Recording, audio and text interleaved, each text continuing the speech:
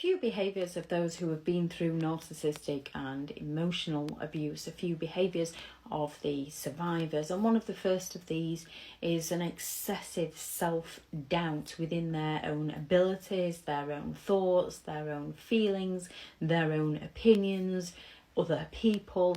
And this is often due to the narcissist's excessive gaslighting of the survivor's reality, the manipulation that they have been through at the hands of a narcissistic individual. And when it comes to recovery from this, it's all about learning to trust your instincts, to trust your opinions as such, perhaps not voice them until you can be certain of them. When it comes to your ability, it's about recognizing that anybody who does anything the first time they do it, some might very well have a natural talent. However, most are going to suck at it. And you have to just keep going until you can build that momentum and recognize that you do have the capabilities, and then it's going to build your confidence. Self-blame is another one. Survivors of narcissistic abuse often feel responsible for everything that goes wrong. Now, it's all well and good to be responsible for your own behaviour, your own thoughts, your own feelings, your opinions. However, you do not need to be responsible for other people's. That's on them, not you. You are not responsible for another person's mistreatment of you. They did that. Just as if you react negatively towards a narcissistic individual, although they may have provoked you, you take responsibility for reacting negatively. You are only responsible for yourself. Avoid those who make you feel responsible for everything that they do wrong, and avoid those who go all out to bring the worst out in you, and surround yourself with those who try to bring the best out in you as you do them. Survivors can often be very anxious in that state of hypervigilance due to never knowing where they stand with a narcissistic person, not believing they're good enough, not believing they're worthy. And this anxiety often stems from past trauma. And we have to work on our own anxiety. We have to recognise the triggers so we can learn healthy coping mechanisms to deal with them.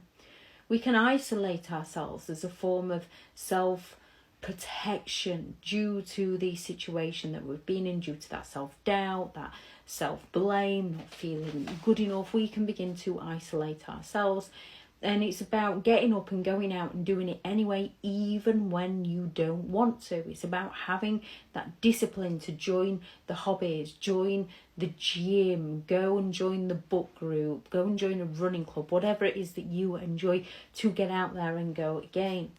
Remaining single to avoid toxic people.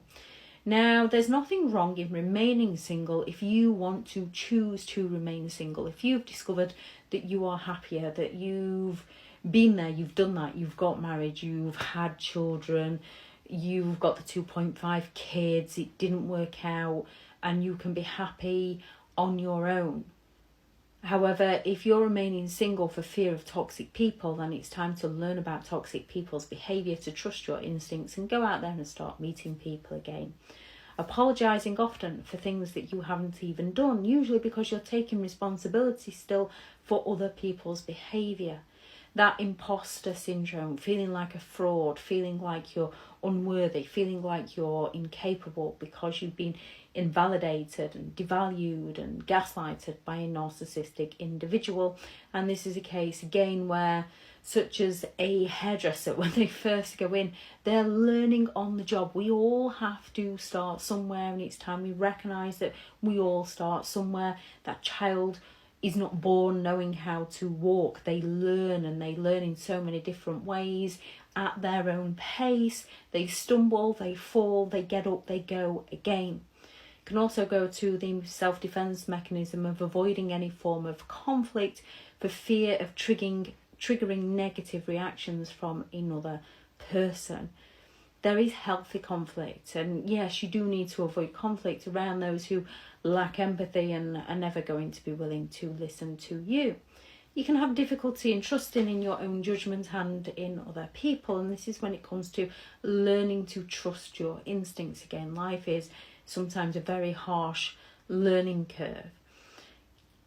Another thing is that self-improvement, career goals, as they start to develop a self-awareness of the things that they would like, the changes they want to implement for a better life for themselves. And in that self-improvement and those career changes, you begin to rebuild your self-esteem, you begin to improve who you are as a person, begin to lose the self-doubt and the self-blame and the imposter syndrome. It distracts you from the past because you're creating a future in your present. So that self-improvement is a journey that most survivors will happily go on.